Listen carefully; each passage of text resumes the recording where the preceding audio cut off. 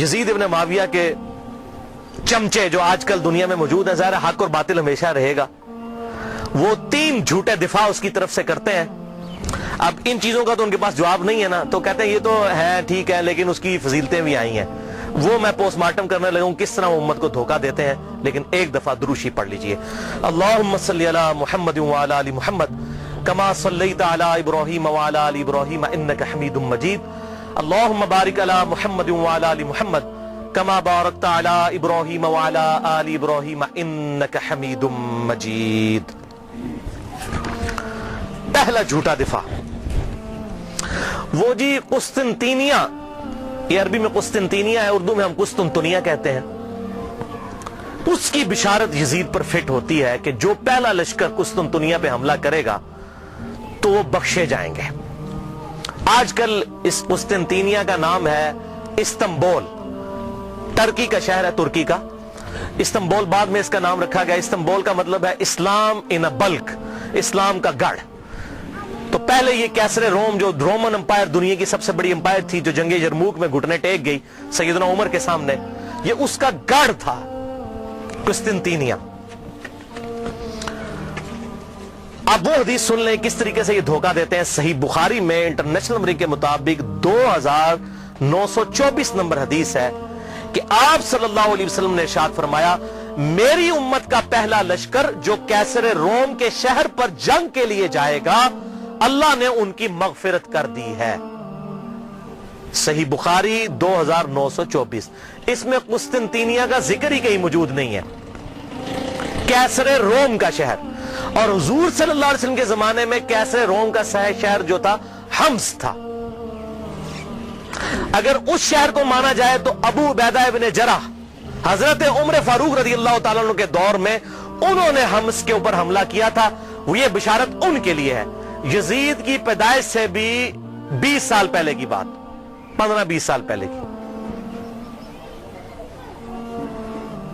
لیکن وہ کہتے ہیں جی حمص پہ حملہ کرنے سے پہلے کیسر روم وہاں سے بھاگ کے قسطنطنیہ میں چلا گیا تھا. ٹھیک ہے، اسی تو پیچھے نسنے جناب، تو ہم چھڑ دیں نہیں، چور نو گھر تک پہنچا کے آوانگے. تو اس لیے یہ ابو عبیدہ ابن جرح کے لیے بشارت نہیں ہے، کیونکہ ابو عبیدہ ابن جرح نے جب حملہ کیا تو وہ پہلے کیسے روم اپنا دارالخلافہ چھوڑ کے قسطنطنیہ میں چلا گیا تھا. چلو the for the sake of argument agree. تو اس میں ہے کہ امت کا پہلا لشکر جو قسطنطنیہ پہ حملہ کرے گا. اگر میں آپ کو کہوں کہ انڈیا اور پاکستان کی پہلی جنگ 1997 میں کارگل کی ہوئی ہے تو آپ مان لیں گے؟ نہیں. آپ کہیں گے جناب عقل کے ناخن لیں، 97 میں جنگ ضرور ہوئی تھی لیکن پہلی نہیں تھی. پہلی 1948 میں ہوئی، دوسری 1965 میں ہوئی، تیسری 1971 میں ہوئی، چوتھی کارگل میں ہوئی 1997 میں. اور اگر پاکستان اور انڈیا کی پہلی جنگ کی میں بات کر رہا ہوں تو آپ کو پتا ہوگا اس سے مراد 1948 ہے. 1997 اگر لیں گے تو میں کہوں گا آپ اپنے دماغ کا علاج کروائیں. تو یہاں پر بشارت ہے کہ پہلا لشکر جو حملہ کرے گا قسطنطینیہ کے اوپر، یا قسطنطنیہ ہم اردو میں کہتے ہیں، اس کے لیے ہے یہ بشارت. وہ پہلا لشکر کون سا تھا؟ اب اسی بخاری کی حدیث کے اندر آگے ایک اور حدیث آتی ہے صحیح بخاری کی، میں بعد میں بیان کرتا ہوں. سنن ابی داؤد میں انٹرنیشنل نمبر کے مطابق 2512 نمبر حدیث ہے. ابو عمران تابعی کا بیان ہے کہ ہم قسطنطنیہ پر حملے کے لیے جب گئے اس وقت ہمارے لشکر کے امیر عبد الرحمن بن خالد بن ولید تھے. خالد ابن ولید رضی اللہ تعالیٰ عنہ کے بیٹے یہ ہمارے لشکر کے امیر تھے جب ہم نے قسطنطنیہ پر حملہ کیا. اور وہاں پر سیدنا ابو ایوب انصاری بھی ہمارے ساتھ موجود تھے اور انہوں نے ہمیں ایک آیت کی تفسیر بھی سمجھائی. اور پھر سیدنا ابو ایوب انصاری رضی اللہ تعالیٰ عنہ قسطنطنیہ کے حملوں میں شریک ہوتے رہے حتیٰ کہ ایک حملے کے دوران وہ فوت ہو گئے اور وہیں پر دفن ہوئے. تو جس حملے میں حضرت ابو ایوب انصاری فوت ہوئے وہ حملہ پہلا ہوگا یا جس میں وہ زندہ تھے وہ پہلا ہوگا؟ جس میں زندہ تھے اس لشکر کے امیر تھے عبد الرحمن بن خالد بن ولید. یہ کوئی تاریخ نہیں میں پڑھ رہا ہوں، سنن ابی داؤد 2512. اب بخاری سے وہ لیتے ہیں، حدیث اٹھاتے ہیں اور فٹ کرتے ہیں یزید پہ. وہ سن لیں، صحیح بخاری کتاب التہجد چیپٹر میں 1186 نمبر حدیث ہے کہ ابو ایوب انصاری موجود تھے قسطنطنیہ پہ حملے میں رضی اللہ تعالیٰ عنہ، اور اس وقت لشکر کا امیر یزید ابن معاویہ تھا. یہ 54 ہجری کی بات ہے، کیونکہ اس وقت امیر معاویہ مسلمانوں کے حاکم تھے، انہوں نے اپنے بیٹے کو لشکر کا امیر بنایا. یہ 54 ہجری کا واقعہ ہے. اور اسی حدیث میں موجود ہے ابو ایوب انصاری رضی اللہ تعالیٰ عنہ اسی حملے کے دوران جس میں امیر لشکر یزید تھا فوت ہو گئے. تو جس حملے میں وہ فوت ہوئے وہ لشکر پہلے ہے، یا جس میں وہ زندہ تھے اور حدیثیں بیان کرتے رہے وہ پہلے ہے؟ اور اس میں اس کے بعد کتنے حملے ہوئے؟ یہ بھائی یزید والا لشکر 7واں یا 8واں لشکر تھا، اور وہ جو میں نے پہلے بیان کیا وہ بھی پہلا نہیں تھا، وہ دوسرا تھا. پہلا لشکر جو یزید سے بہت پہلے 33 ہجری میں، جب ابھی یزید کی عمر 5-6 سال تھی، اس وقت پہلا لشکر حملہ آور ہوا، اور اس کا ذکر موجود ہے احادیث کی کتابوں کے اندر. وہ میں حوالہ بھی دے دیتا ہوں. یہاں پر میں ایک بات بتا دوں، قسطنطنیہ پھر فتح کسی سے بھی نہیں ہوا، نہ صحابہ سے، نہ تابعین، نہ تبع تابعین، نہ تبع تابعین. یہ جا کر تقریباً پھر 9ویں صدی کے اندر 800 سال کے بعد سلطان محمد فاتح نے قسطنطنیہ فتح کیا تھا، 900 سال کے بعد. تو فتح ان سے نہیں ہوا، لیکن بشارت پہلے حملہ کرنے والے کے لیے تھی، فتح کی اس میں گارنٹی نہیں تھی. تو اس حوالے سے ایک پوری بک ریسرچ پیپر آ چکا ہے. شیخ زبیر علی زئی رحمہ اللہ کے شاگرد ہیں، اس دور کے بہت بڑے محقق ہیں. ویسے شیخ زبیر علی زئی صاحب سے عمر میں بڑے ہیں، وہ میں ان سے ملا ہوں، پیور جینٹل مین ہے. ڈاکٹر ابو جابر عبداللہ دامانوی، یہ اہل حدیث میں بہت قدر کی نگاہ سے دیکھے جاتے ہیں، بہت بڑے محقق ہیں اسماء و رجال کی فیلڈ کے. اور یہ خود پہلے یزیدی پارٹی سے تعلق رکھتے تھے. انہوں نے خود اپنا واقعہ بھی لکھا کہ میں پکا یزیدی تھا، کیونکہ محمود احمد عباسی وہ ناسبی منکرین حدیث، اور فیض عالم صدیقی جو جیلم کا ناسبی تھا یزیدی منکرین حدیث، تو اس سے متاثر تھے. لیکن جب یہ محمود احمد عباسی کو ملنے گئے تو اس نے ان کے سامنے کہہ دیا، ہاں بخاری کھوتے نے بھی بخاری میں وہ حدیث لے لی ہے 3748 کہ حسین علیہ السلام کا سر لا کر جو ہے وہ عبید اللہ ابن زیاد کے سامنے رکھا گیا. اس کھوتے بخاری نے بھی یہ حدیث نقل کی ہے. اس کے پیچھے چل رہی یزیدی پارٹی جو حضرت امام بخاری کو کھوتا کہتا تھا، محمود احمد عباسی، انگریزوں کا پٹھو. اس سے متاثر ہوئے اور وہ جناب انہوں نے کتابیں لکھ دی تھی، وہ امیر المومنین یزید ابن معاویہ، یہ وہ تھا. تو جب یہ ابو جابر دامانوی صاحب کہتے ہیں، میں نے اس کی الفاظ یہ سنے، میں نے کہا اوئے یہ لوگ جو محدثین کے بارے میں ایسی ننگی لینگویج استعمال کرتے ہیں، یہ لوگ حق پر نہیں ہو سکتے منکرین حدیث. پھر کہتے ہیں میں نے مکمل تحقیق کی، پھر انہوں نے یہ 120 صفحات پر مشتمل کتاب لکھی ہے، اور اس کتاب کا عنوان ہے یزید ابن معاویہ اور جیش مغفور لہم، یعنی جو مغفرت یافتہ گروہ ہے اس کا ذکر. وہ سارے انہوں نے قسطنطنیہ کے اوپر جو حملے ہوئے وہ تمام حملے ایک ایک احادیث کی کتابوں سے لکھ کر رد کیا. 120 صفحوں پہ یہ کتاب ہے. ابو جابر السلفی لائبریری کراچی سے شائع شدہ ہے، میرے پاس موجود ہے. جس کو پی ڈی ایف چاہیے ہو انشاءاللہ میں 1-2 دن میں سکین کروا کر انشاءاللہ اپنے پاس رکھ لوں گا، تو مجھے ای میل کریں mirza_95@yahoo.com، اس پہ میں آپ کو بھیجوں گا.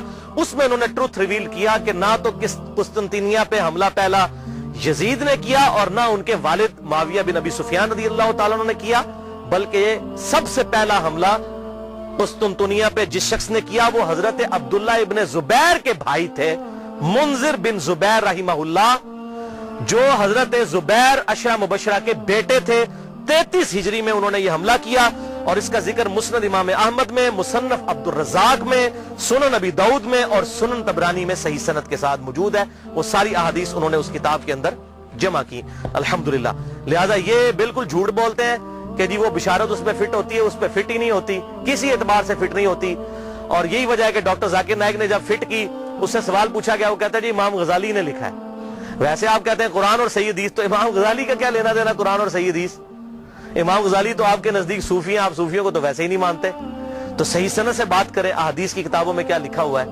امام غزالی تو تعصب کا شکار ہو چکے تھے. انہوں نے تو یہاں تک لکھا احیاء العلوم میں کہ واقعہ کربلا بیان نہ کرو، بڑی بڑی ہستیوں کے نام بیچ میں آ جائیں گے، واقعہ کربلا بیان کرنا حرام ہے. تو اس پہ میں ایک ہی جملہ بولوں گا کہ چور کی داڑھی میں تنکا. اگر ہم اہل سنت اپنے آپ کو صحیح المنہج سمجھتے ہیں تو واقعہ کربلا بیان کریں، اور جو حق ہے وہ بیان کریں. حضور صلی اللہ علیہ وسلم تو اس واقعے سے پہلے بیان کر رہے ہیں، اس واقعے کے بعد صحابہ اکرام کو خواب میں آ رہے ہیں اور غمگین ہیں، اور آپ کہہ رہے ہیں بیان نہ کریں. اور قرآن اور صحیح احادیث کیا کہہ رہی ہیں، امام بخاری کیا کہہ رہے ہیں، امام مسلم کیا کہہ رہے ہیں، امام داؤد کیا کہہ رہے ہیں. حق واضح ہو. اب مجھے بتائیے اہل حدیث کا شاید ہی کوئی پلیٹ فارم ہو جس پر یہ حدیث ترمذی کی بیان نہ ہوتی ہو کہ جب حضرت عمر نے حج تمتع پر پابندی لگا دی تھی تو عبداللہ بن عمر نے کہا کہ میرے باپ پہ شریعت تو نازل نہیں ہوئی ہے. تو معاذ اللہ اس کا کیا مطلب ہے کہ ہم حضرت عمر کی توہین کر رہے ہوتے ہیں؟ نہیں. اسی طریقے سے اگر محدثین نے حضرت امیر معاویہ رضی اللہ تعالیٰ عنہ کی غلطیوں کا بیان بخاری مسلم میں کر دیا، ترمذی میں، ابو داؤد، نسائی، ابن ماجہ میں، تو ان کا مقصد توہین کرنا نہیں تھا، حق بتانا تھا. اور اگر ہم بیان کرتے ہیں تو یہ بھی مقصد یہی ہے. احترام اپنی جگہ رہے گا، لعنت نہیں کریں گے.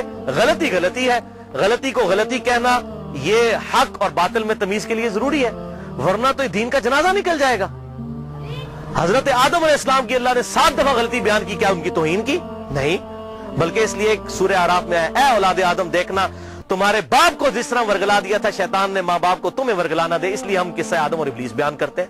اسی طریقے سے اگر خلافت کا نظام قائم ہونا ہے اور امام محمد مہدی رضی اللہ تعالیٰ عنہ کی خلافت کو لبیک کہنا ہے مسلمانوں نے، تو اس کے لیے یہ سارے حقائق پتہ ہونے چاہیے. دوسرا دفاع جو جھوٹا کرتے ہیں، پہلا تو قل ہوا.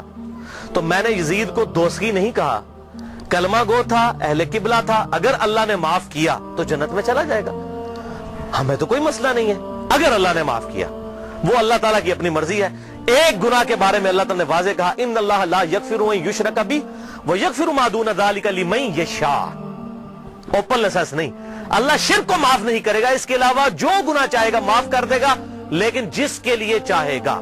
اگر اللہ چاہے تو معاف نہ بھی کرے، یہ اللہ کی اپنی مرضی ہے. آپ اوپن لسنس کسی کو نہیں دے سکتے. لمن یشاء، جس کے لیے چاہے گا. اللہ کو دعا سے منوا نہیں سکتا، سیدھی سی بات ہے. دوسرا جھوٹا دفاع کرتے ہیں، وہ جی بخاری میں حدیث ہے 7222 کہ میری امت میں آپ صلی اللہ علیہ وسلم نے فرمایا کہ 12 خلیفوں تک اسلام غالب رہے گا اور وہ سب کے سب قریش سے ہوں گے. وہ کہتے ہیں جی 12 خلیفے گنے آپ، تو اس میں یزید بھی آ جاتا ہے. کہتے ہیں دیکھیں جی پہلا خلیفہ حضرت ابو بکر، پھر عمر، عثمان، علی، حسن ابن علی، یزید، اس کے بعد معاویہ بن ابی سفیان، پھر یزید ابن معاویہ 7ویں نمبر پہ آ جاتا ہے.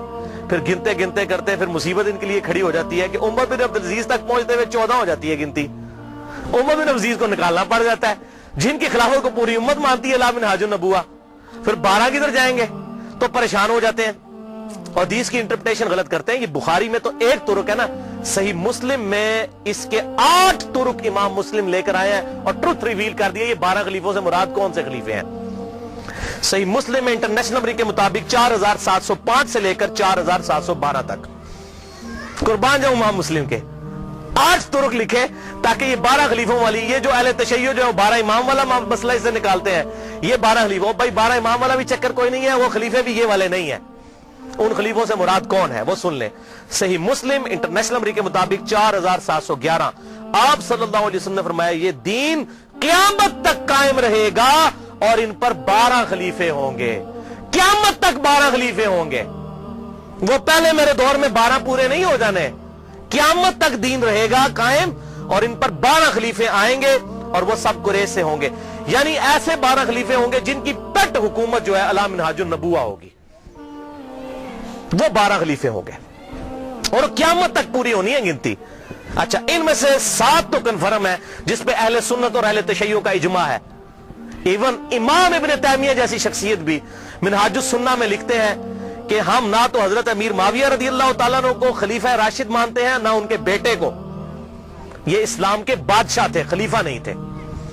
خلافت راشدہ وہ کہتے ہیں ہمارے خلیفہ 5 ہیں، ابو بکر، عمر، عثمان، علی اور حسن ابن علی. یہ امام ابن تیمیہ لکھ رہے ہیں. اور یہ یاد رکھیے گا حسن ابن علی کو حضرت علی نے نہیں نامزد کیا. سنن طبرانی میں بڑی ڈیٹیل حدیث موجود ہے.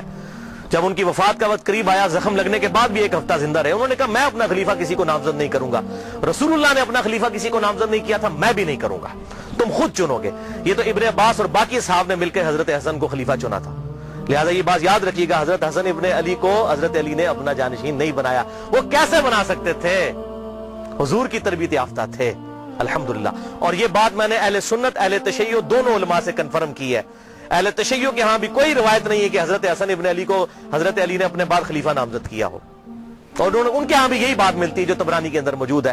میں امت کے اوپر چھوڑتا ہوں، امت خود سلیکٹ کرے گی اپنا خلیفہ. تلوار کی دھونس پہ نہیں ہو سکتا، میرے ریگارڈ کی وجہ سے نہیں ہو سکتا. بہرحال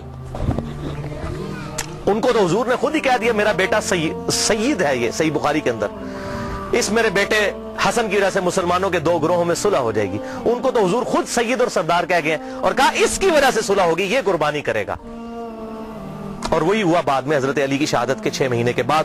اور اسی کو امام ابن تیمیہ نے لکھا کہ حضور صلی اللہ علیہ وسلم نے فرمایا تھا خلافت 30 سال تک رہے گی. وہ 30 سال ربیع الاول 41 ہجری میں پورے ہوئے جب حسن ابن علی نے خلافت امیر معاویہ کے حوالے کی. اور اس کی ریزن کیا تھی، صلح حسن کیوں ہوئی، وہ میرا مسئلہ نمبر 101 دیکھ لیں، آپ کو حقائق کھل کر سامنے آ جائیں گے کہ یہ حضرت حسن ابن علی نے کیوں کام کیا، تاکہ حق لوگوں کے سامنے واضح ہو جائے. 20 سال کا دور دیکھیں پھر پتہ چل جائے گا اصل مسئلہ کیا تھا. اور حضرت حسین کی قربانی رائے گاں جاتی ہے اگر حضرت حسن صلح کر کے حضرت امیر معاویہ رضی اللہ تعالیٰ عنہ کی انٹینشنز کو لوگوں کے سامنے نہ کرتے. یہ بات یاد رکھیے گا، یہ میں نے اس لیکچر میں بتایا. بہرحال تو امام نے تیمیہ نے بھی کہا کہ یہ خلیفہ جو ہیں یہ 5 متفق علیہ، تو ٹوٹل 7 پہ آج تک امت متفق ہے، اہل سنت اور اہل تشیع. پہلے خلیفہ ابو بکر، دوسرے عمر، تیسرے عثمان، چوتھے علی، 5ویں حسن ابن علی، 5 ہو گئے جی. اور چھٹے خلیفہ عمر بن عبد العزیز. یہ 6 ہیں علی منہاج النبوہ. اور 12ویں خلیفہ امام محمد مہدی، جن کے بارے میں اہل سنت اور اہل تشیع کے ہاں کامن احادیث موجود ہیں. سنن نبی داؤد میں پورا چیپٹر ہے، مسند امام احمد کے اندر پورا چیپٹر موجود ہے کہ اس وقت تک قیامت قائم نہیں ہوگی جب تک کہ میری بیٹی فاطمہ کی اولاد میں سے میرے ہی نام پر محمد بن عبداللہ، جس کے باپ کا نام میرے باپ کے نام پر ہوگا، جس کی ماں کا نام میرے ماں کے نام پر ہوگا، جب تک وہ شخص نہ پیدا ہو جائے جو پوری دنیا کو انصاف سے بھر دے گا، اس وقت تک قیامت قائم نہیں ہوگی. کیونکہ اللہ تعالیٰ کا وعدہ ہے هو الذی ارسل رسولہ بالہدی ودین الحق لیظہرہ علی الدین کلہ ولو کرہ الکافرون ولو کرہ المشرکون. وہی اللہ ہے جس نے اپنے محبوب صلی اللہ علیہ وسلم کو دین حق، الہدا یعنی قرآن اور دین حق کے ساتھ مبعوث کیا تاکہ سارے ادیان پر غالب کر دے. اور یہ غلبہ قرب قیامت میں امام محمد مہدی کے ذریعے ہونا ہے. حضور کی بشارتیں موجود ہیں، وہ ہوں گے 12ویں خلیفہ. تو 7 کنفرم ہے، اس دوران وقتاً فوقتاً اچھے خلیفہ آئیں گے. تو یہ قیامت تک کا ذکر ہے. لہٰذا اس حوالے سے جو لوگ ڈیفینڈ کرنے کی کوشش کرتے ہیں، کبھی حضرت معاویہ کو بیچ میں شامل کرتے ہیں، ایسا معاملہ ہے نہیں ہے. خود سارے اہل سنت لکھتے گئے کہ حضرت امیر معاویہ رضی اللہ تعالیٰ عنہ اسلام کے خلیفہ راشد نہیں ہیں، بلکہ خلافت راشدہ ابو بکر، عمر، عثمان و علی اور حسن ابن علی. وہ 30 سال مکمل ہوئے، وہ انشاءاللہ آگے حدیث آ بھی جائے گی. اور یہ ساری بحث شیخ البانی رحمہ اللہ نے سلسلہ احادیث صحیحہ میں انٹرنیشنل نمبر کے مطابق 459 نمبر حدیث کے تحت بھی کی ہے. اب تیسرا اور آخری جھوٹا دفاع جو آج کل مارکیٹ میں آیا ہے تازہ، اور یہ آخری ان کے پاس حربہ تھا، میں نے کہا اس کو بھی میں انشاءاللہ کلیئر کر دوں. وہ حدیث پیش کرتے ہیں المعجم الکبیر طبرانی سے، جلد 11 صفحہ 88، انٹرنیشنل نمبر کے مطابق 11138. سلسلہ احادیث صحیحہ میں شیخ البانی 3270 نمبر حدیث یہ لے کر آئے، اور 459 نمبر حدیث کے تحت بھی یہ ساری بحث کی. اور اسی کو بنیاد بنا کر کچھ لوگوں نے میرے پمفلٹ کا جواب دینے کی کوشش کی، حالانکہ یہ 50 حدیثوں میں سے ایک حدیث کو بھی ایڈریس نہیں کیا. سوال گندم، جواب چنا. اور اس کو لے کر، اور وہ جب 50 حدیثوں کی بات کرتے ہیں کہتے ہیں جی ہمارے پاس ان حدیثوں کے جواب نہیں ہے، اللہ کے سپرد معاملہ. تو اللہ کے سپرد ہے تو آپ جگہ جگہ کیوں یزید کو جنت کی بشارتیں جھوٹی دیتے جا رہے ہیں؟ ہمیں کہتے ہیں آپ نے کیوں چھیڑا. میں آپ کو قسم اٹھا کے کہتا ہوں جب تک ڈاکٹر ذاکر نائک نے یہ مسئلہ نہیں اٹھایا تھا، مجھے تو اس مسئلے کی کوئی تحقیق بھی نہیں تھی. میں نے بعد میں تحقیق کی. مسئلہ انہوں نے اٹھایا، ہم تو جواب دے رہے ہیں. جوتیاں ہمارے سر پہ مارتے ہیں، رونے پہ بھی بوندی ڈالتے ہیں کہ یہ مسئلے کیوں اٹھاتے ہیں. مسئلے تو آپ نے اٹھایا. اگر نہ آپ اٹھاتے اور امت کے اجماع کو نہ توڑنے کی کوشش کرتے، ہم کبھی بھی جواب نہ دیتے. تو یہ طبرانی کا میں نے حوالہ دیا، اور اس سے حدیث پیش کرتے ہیں کہ آپ صلی اللہ علیہ وسلم نے فرمایا، یہ بڑی کھینچ تان کے حسن درجے تک انہوں نے پہنچائی ہے. میں ابھی اس کی تحقیق کروں گا کہ یہ حسن درجے میں پہنچتی بھی ہے کہ نہیں. چلے میں اس کو for the sake of argument تسلیم بھی کر دیتا ہوں، کیونکہ اس میں ابن شہاب آتا ہے اور وہ مدلس ہے، ان سے روایت کر رہا ہے. اب یہ ابن شہاب اگر زوری ہے تو پکا مدلس ہے اور یہ روایت ضعیف ہے. اگر کوئی اور ہے پھر اس کو بھی چیک کرنا ہوگا. یہ تدریس بہرحال میں for the sake of argument اس روایت کو صحیح مان لیتا ہوں کہ آپ صلی اللہ علیہ وسلم نے فرمایا کہ امت کے پہلے حصے میں نبوت اور رحمت ہوگی، پھر خلافت اور رحمت ہوگی، پھر بادشاہت اور رحمت ہوگی، پھر امارت اور رحمت ہوگی. پھر تم امارت کے لیے ایسے لڑو گے جیسے گدھے آپس میں لڑتے ہیں. اس وقت تم پر جہاد فرض ہوگا، اور بہترین جہاد یہ ہوگا کہ مسلمان حکومت کی سرحد کے اوپر جا کر کافروں کے خلاف جہاد کیا جائے، مسلمانوں کو قتل نہ کرے آپ. یہ حدیث وہ پیش کرتے ہیں. تو بھائی پہلے اس حدیث کو خود پڑھ لیں. آپ صلی اللہ علیہ وسلم نے کیا فرمایا؟ نبوت اور رحمت، پھر خلافت اور رحمت، پھر ملوکیت اور رحمت، اس کو خلافت نہیں کہا، ملوکیت کہا، بادشاہت. تو یہ کہتے ہیں یہ جو ملوکیت اور رحمت ہے نا، اس سے مراد حضرت میر معاویہ رضی اللہ تعالیٰ عنہ ہے. اور امارت اور رحمت اس کو انہوں نے پھر بتایا نہیں کہ پھر اس سے مراد کون ہے. اتنی شرم آئی کہ یزید ابن معاویہ کو نہیں کہنا چاہیے، اس کو سکپ ہی کر گئے اس کے اندر. یہ غلام مصطفیٰ ظہیر صاحب ہمارے جیلم کے عالم ہیں، بہت بڑے، میں ان کی عزت بھی کرتا ہوں، محقق آدمی ہے. لیکن جب بندہ ایک ہٹ درمی پر اتر آئے، کوئی بڑا بندہ بھی، تو غلطی اس کی پوائنٹ آؤٹ کرنی چاہیے. السنہ رسالہ نومبر 2012 سے اپریل 2013 تک کے دوران، شمارہ نمبر 49 سے 54 تک، بلکہ انہوں نے میرا نام بھی ڈھکے چھپے الفاظ میں کلیئر کٹ نام لکھ دیا اور یہ اس طرح کرنے کی کوشش کی، وہ کسی بات کا جواب نہیں دیا. تو اس میں انہوں نے ایک امارت اور رحمت اس کو سکپ بھی کر گئے اس کی تشریح کو. ان کو پتا تھا یزید کا بھی نام لینا پڑنا ہے، مامے دے پتر دا، نہیں لیا. تو وہ کہتے ہیں جی دیکھیں جی یہ بادشاہت اور رحمت ہے، تو یہ حضرت میر معاویہ رضی اللہ تعالیٰ عنہ کی حکومت جو ہے یہ رحمت تھی امت کے لیے. اچھا جی ٹھیک ہے، خلافت اور رحمت نہیں کہا، ملوکیت اور رحمت. بالکل رحمت تھی. کیوں؟ ان کے بعد ان سے ورس دور آیا. آنے والے ادوار سے کمپیر کریں، واقعی مسلمانوں کے لیے رحمت تھی. یزید کے بعد اس سے ظالم لوگ آئے. میں نے بتایا حجاج ابن یوسف بعد میں آیا جس نے خانہ کعبہ کو توڑ دیا اور عبداللہ ابن زبیر کو قتل کر کے ان کی لاش بھی لٹکا دی. صحیح مسلم کے ریفرنس سے میں نے بتایا. جیسے ہم یہاں بھی پاکستان میں کیا ہوتا ہے، ایک گندی حکومت آتی ہے، لوگ فل اس کو برا کہتے ہیں. جب اس کے بعد اس سے اگلی ورس حکومت آتی کہتے ہیں یار اس نے مشرف کا دور چنگا سی. ابھی لوگ کہنا شروع ہو گئے یار زرداری کا دور بہتر تھا. ٹھیک ہے جی، بجلی اتنی مہنگی تو نہیں تھی. تو اس کا کیا مطلب، جب زرداری کا دور تھا تو بہت بہتر تھا، جب مشرف کا اپنا دور تھا تو بہتر تھا. کمپیریٹیولی بات کی جاتی ہے. اب میں آپ کو سلف کا فہم اس حدیث کے اوپر بتا دیتا ہوں کہ اس سے مراد یہ ہے کہ کنٹینیوسلی اسلام کے اندر زوال آتا جائے گا اسلامی حکومتوں کے اندر.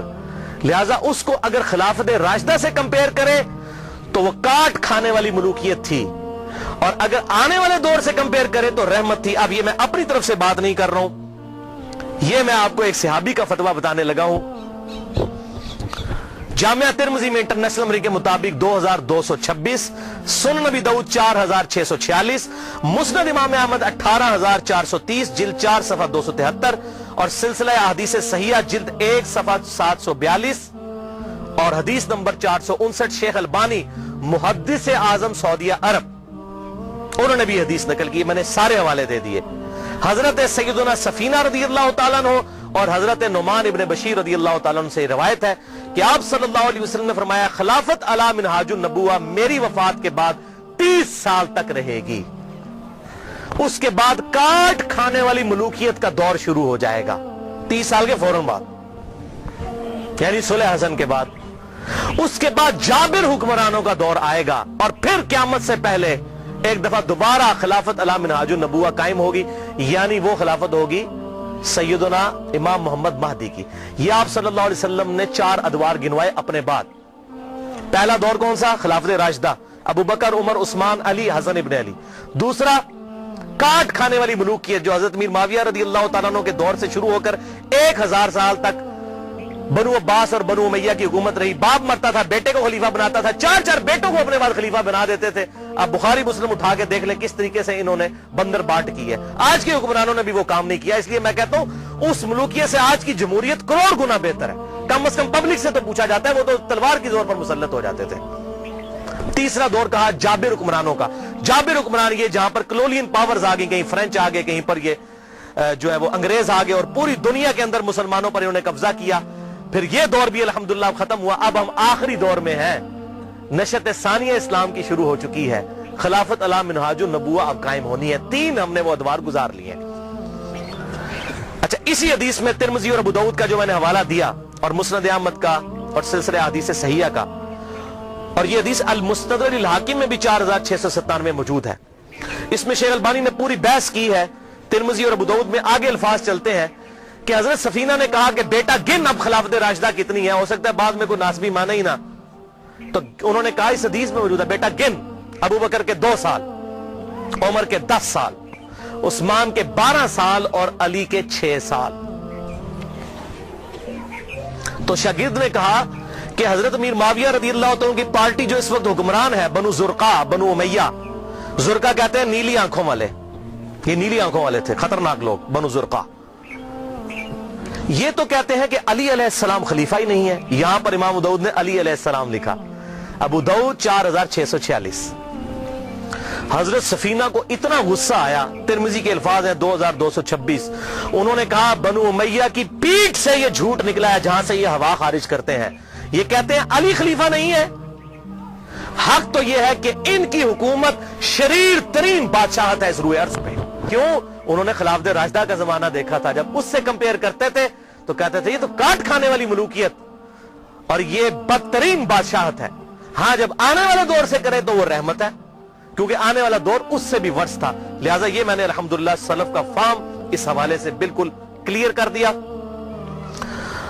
اور اس حوالے سے اور سلف کا فہم اگر کسی نے دیکھنا ہو احادیث یہ 50 پڑھ لیں, اور میرا لیکچر 101 نمبر مسئلہ, اس میں عبد الرحمن بن ابی بکر کا فہم صحیح بخاری سے, مقدام بن مادی کا فہم سنن ابی داؤد سے, اور عمار بن یاسر کا فہم صحیح بخاری سے.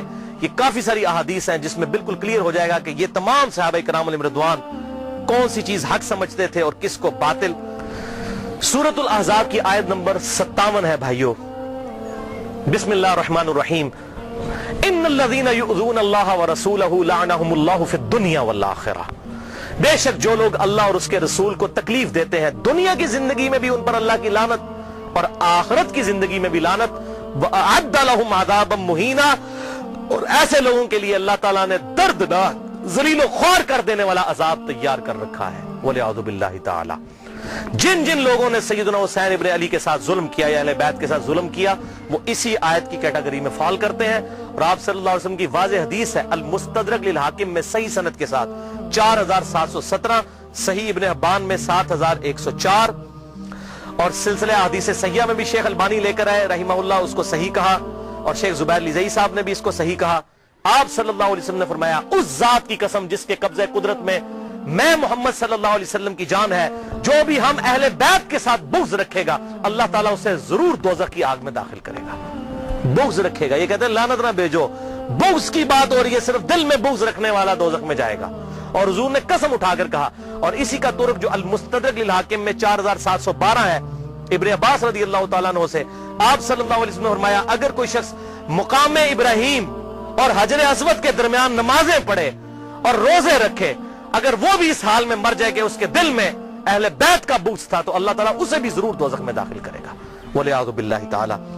میں اپنی گفتگو کا اینڈ بخاری اور مسلم کے بنیادی راوی امام ابو حنیفہ رحمۃ اللہ علیہ کے دادا استاد ابراہیم نخعی تابعی المتوفى 96 ہجری کے اس قول پر کرتا ہوں جو صحیح سند کے ساتھ المعجم الکبیر طبرانی میں انٹرنیشنل نمبر کے مطابق 2829 نمبر ہے, جلد 3 صفحہ 112 پر ابراہیم نخعی رحمہ اللہ فرماتے ہیں, کنکلوڈنگ بات ہے, اگر بالفرض میں ان لوگوں میں شامل ہوتا کہ جنہوں نے حسین ابن علی کو قتل کیا تھا اور قیامت والے دن اللہ تعالیٰ مجھے معاف بھی کر دیتا اور میں جنت میں بھی داخل ہو جاتا, تب بھی میں جنت میں حضور کو اپنی شکل نہ دکھا سکتا کہ حضور کہیں مجھ سے پوچھ ہی نہ لے کہ تو دنیا میں میرے حسین کے قاتلوں میں شامل تھا.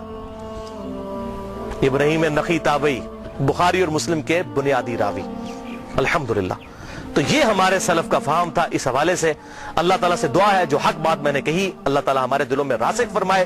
اگر جس بات میں میرے منہ سے کوئی غلط بات نکل گئی تو اللہ تعالیٰ ہمارے دلوں سے معاف کر دے, ہمیں کتاب و سنت کی تعلیمات پر عمل کر کے دوسرے بھائیوں تک پہنچانے کی توفیق عطا فرمائے.